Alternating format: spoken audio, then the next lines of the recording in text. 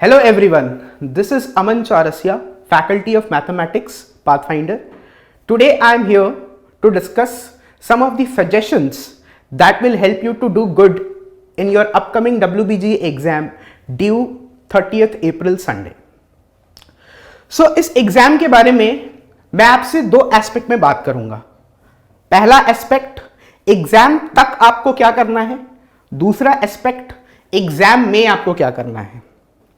तो सबसे पहले बात करते हैं कि एग्जाम के पहले तक आप अपने प्रिपरेशंस को कैसे ब्रश अप कर सकते हैं. तो फर्स्ट ऑफ ऑल, अगर आप मेरे से पूछो कि what is this WBG exam in one line, मैं आपको बोलूंगा it is simply a race against time.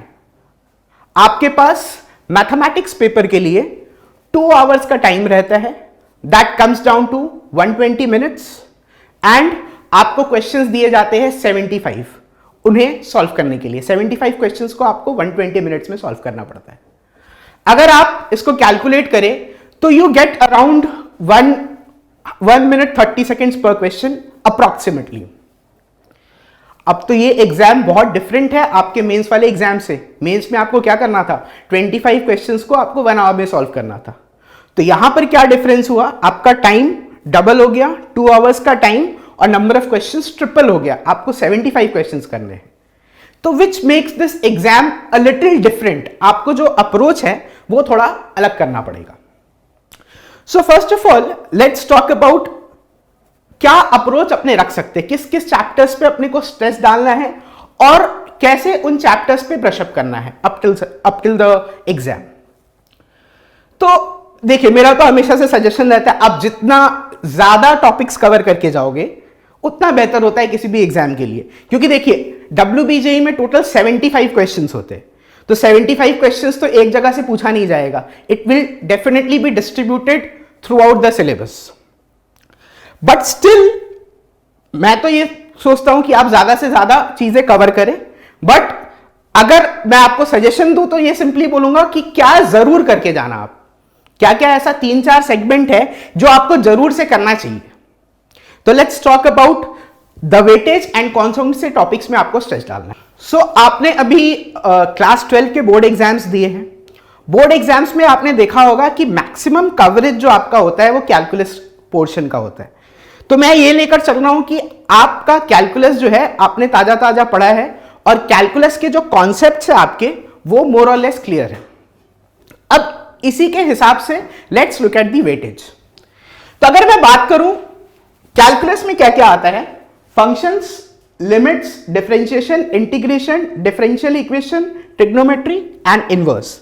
If you calculate 5 8 13 7 20 27 29 32 questions हो रहे हैं यहां पे. 5 8 13 27 29 32 क्वेश्चंस इधर हो रहे हैं. तो ये तो हो गया आपका क्लास 12 वाला पार्ट, आपने बोर्ड में भी पढ़ा था. तो ये ज्यादा आपको एफर्ट नहीं लगाना पड़ेगा टू डू दिस. क्वेश्चंस क्या करना है वो मैं थोड़ी देर बाद आता हूं.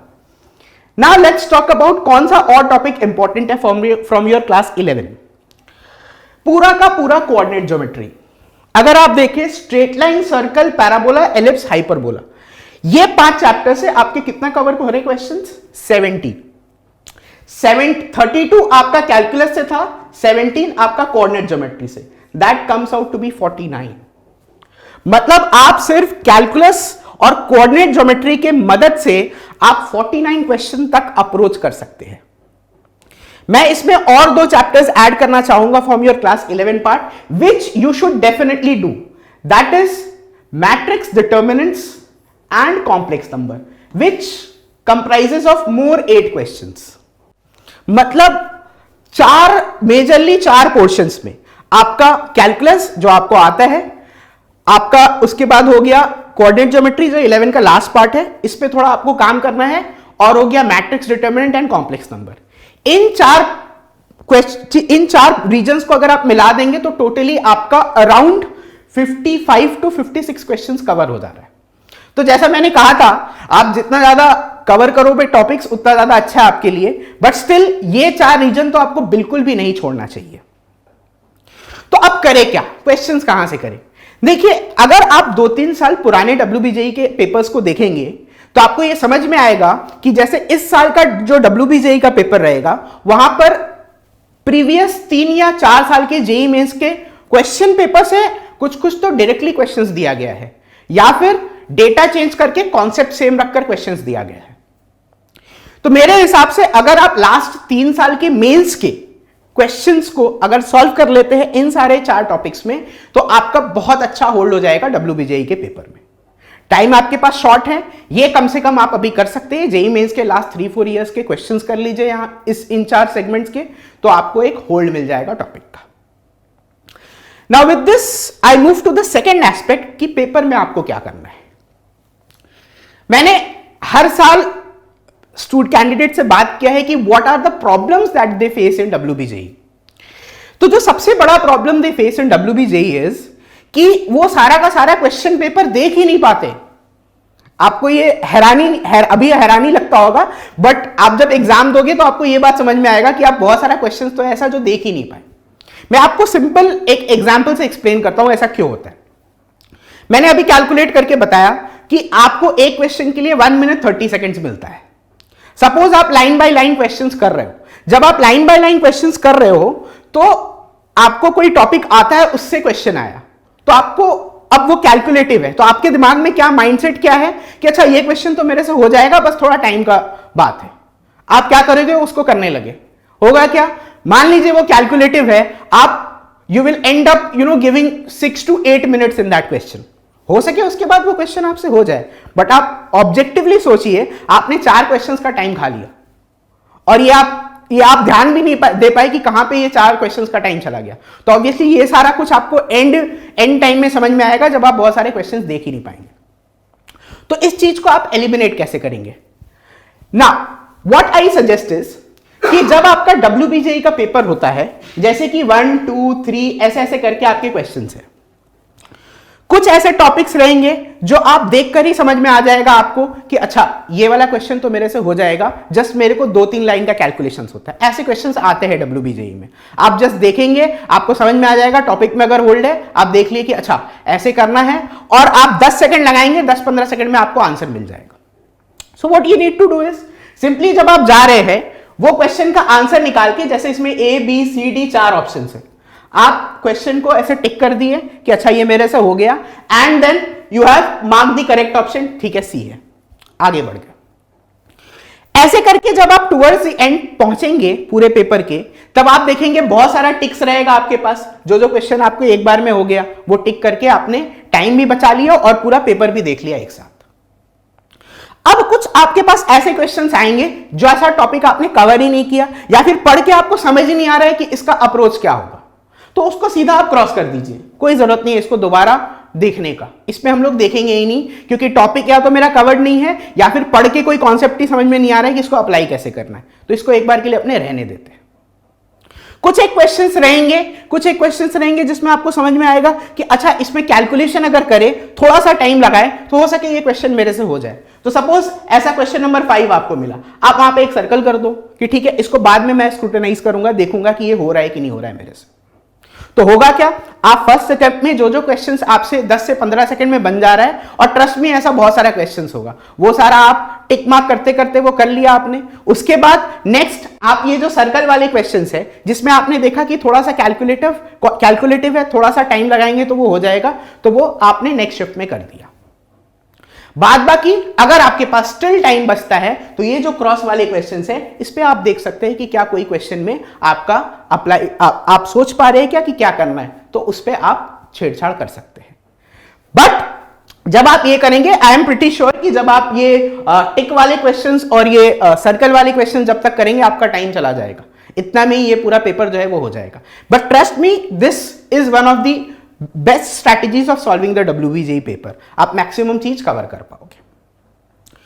With this I would like to mention something about the category 3 of the paper.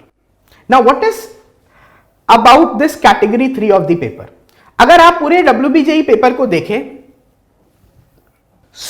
अगर मैं पूरे डिस्ट्रीब्यूशन को देखूं, तो देयर आर कैटेगरी 1 क्वेश्चंस, ये 1 into ऐसे 50 क्वेश्चंस होते हैं। कैटेगरी 2 के क्वेश्चंस, यहां पर आपका ये भी सिंगल करेक्ट है, यहां पर टोटल आपके 15 क्वेश्चंस होते हैं। एंड फाइनली कैटेगरी 3 जहां पर 1 और मोर करेक्ट है, यहां पर टोटल कितने क्वेश्चंस होते हैं 10, तो आपका हो गया 15 15 65 and 10 75 questions. Now why I am specifically mentioning this category 3. बहुत सारा एडवांटेजेस है कैटेगरी 3 में. First of all category 1 and category 2 दोनों में आपका नेगेटिव मार्किंग है. अगर बाई चांस आपका क्वेश्चन गलत हो गया तो नंबर्स डिडक्ट हो जाएगा. बट कैटेगरी 3 ऐसा है जहां पर कोई नेगेटिव मार्किंग नहीं है. इसका मतलब क्या हुआ, जब नेगेटिव नहीं है तो इसका मतलब ये हॉटस्पॉट सेक्शन हो जाता है कि यहां से आप स्कोर कर सकते हैं. आप एटलीस्ट सारा आंसर्स तो मार्क करके आइए, तो कब भी लग जाए तो आपको कुछ ना कुछ मार्क्स तो मिल ही जाएगा ना. इसमें क्या चीज है कि ये 1 और मोर करेक्ट है. अब 1 और मोर करेक्ट में और इसमें एडवांटेज भी है कि इसमें स्टेप मार्किंग भी है. जैसे अगर मान लो एक क्वेश्चन का 3 आंसर्स करेक्ट है, अगर आप 2 आंसर्स करेक्ट देते हो तो 2/3 मार्क्स आपको मिल जाएगा. तो ये हर तरीके से फायदे का सौदा है आपके लिए. तो जब इसमें अब आप सॉल्विंग स्ट्रैटेजीज को इंप्रोवाइज कर दीजिए. जैसे जहां पर जिस क्वेश्चन में मैंने बताया था आपने सर्कल किया था, सर्कल दैट इज कि सेकंड वेव में आप उसको करेंगे. जो फर्स्ट वेव में हो गया वो तो अच्छी बात है. जब आप सेकंड बार आप पेपर को देख रहे हो तो व्हाट आई सजेस्ट इज आप कैटेगरी 3 वाले क्वेश्चंस पहले कर लो, क्योंकि हर तरीके से फायदा है आपको. अगर आया मार्क्स ठीक है, नेगेटिव होने का कोई चांसेस नहीं है, तो you will score more. So this is how you will be able to tackle the paper nicely. Now there is a common myth about category 3. लोग सोचते हैं कि +2 है, कोई नेगेटिव मार्किंग नहीं है, तो क्वेश्चन टफ होगा. सो इस मिथ को ब्रेक करने के लिए मैंने एक कैटेगरी 3 का क्वेश्चन लिया है फ्रॉम WBJE. ये ईयर 2021 का क्वेश्चन है फ्रॉम कॉम्प्लेक्स नंबर. आप इसको देखो कि कैसे मैं यूजिंग द ऑप्शंस, सिंपली मैं कुछ भी कैलकुलेटिव नहीं कर रहा हूं, यूजिंग द ऑप्शन कैसे आप आराम से किसी भी क्वेश्चन को सॉल्व कर सकते हैं, कैटेगरी 3 का भी. ठीक है, let's look at the question. So ये क्वेश्चन बोला गया है कैटेगरी 3 का. If mod of z plus iota minus mod of z minus 1 equals to mod z minus 2 equal to 0 बोला गया है for a complex number z, then z is equals to. आपको यहां पर क्या सिंपली करना है, देखिए. तो सबसे पहले मैंने ऑप्शंस को देखा कि भाई देखो, कोई भी complex number a plus iota b, इसका मॉड क्या होता है, इसका मॉड होता है मेरे पास √ of a square plus b square. तो मेरा पहला नजर इस पे गया. मॉड z बराबर क्या है 2. मॉड z बराबर 2 है, तो अगर आप देखें √ ऑफ √2 का होल स्क्वायर प्लस √2 का होल स्क्वायर, ये क्या हो जाएगा 2. तो बेसिकली अगर आप पूरा नजर घुमाए तो चारों के चारों ऑप्शंस में मॉड z का वैल्यू क्या है 2. तो यहां से तो कोई भी ऑप्शंस मेरा एलिमिनेट नहीं हुआ. चारों का चारों ऑप्शन इसको सेटिस्फाई कर रहा है कि मॉड z 2 है. तो मेरे एक दिमाग में ये चीज आ गया, तो ठीक है, ये चारों ऑप्शंस इसको सेटिस्फाई कर रहे हैं. Let's look at this. यहां पर क्या बोला जा रहा है, mod of z plus iota is equals to mod of z minus 1. अगर 0 को लेकर इसको उस तरफ लेके चले जाते हैं. नाउ z प्लस आयोटा है, इसका मतलब क्या हुआ, मैंने 2D प्लेन ड्रॉ किया और मैंने बोला कि बेसिकली कॉम्प्लेक्स नंबर को कोऑर्डिनेट ज्योमेट्री की तरह अगर देखें तो बेसिकली z माइनस 1, मतलब ये जो कॉम्प्लेक्स नंबर है उसका जो डिस्टेंस है 1,0, एंड ये कैसे अपने देखते हैं, z ऑफ माइनस आयोटा का mod is equals to mod of z minus 1. तो बेसिकली ये कॉम्प्लेक्स नंबर का जो डिस्टेंस है 1,0 एंड 0,-1, 0,-1, इन दोनों से डिस्टेंस क्या है, सेम है. तो ये तो आप कॉमन सेंस लगा सकते हो कि एक ऐसा लाइन जिसका दोनों पॉइंट 1,0, 0,-1 से डिस्टेंस सेम है, ये क्या होगा, y is equals to -x. तो मॉड z बराबर 2, चारों का चारों ऑप्शन सेटिस्फाई कर चुका है. आप फिर फर्दर क्या देख रहे हो, y इक्वल्स टू -x है, मतलब x और y का जो साइन है वो अलग अलग होना चाहिए. तो अब यहां पर ऑप्शन किसको किसको अपने एलिमिनेट कर सकते हैं, d चला गया, a भी चला गया, क्योंकि यहां पर x एंड y का जो साइन है वो सेम है. तो अपना क्या हो जाएगा, B and C, Bombay and Calcutta will be my correct answer. तो बेसिकली आपने option elimination simply without solving, आपने एक चीज का कॉन्सेप्ट लेकर उससे आपने पूरे क्वेश्चन को सॉल्व कर दिया.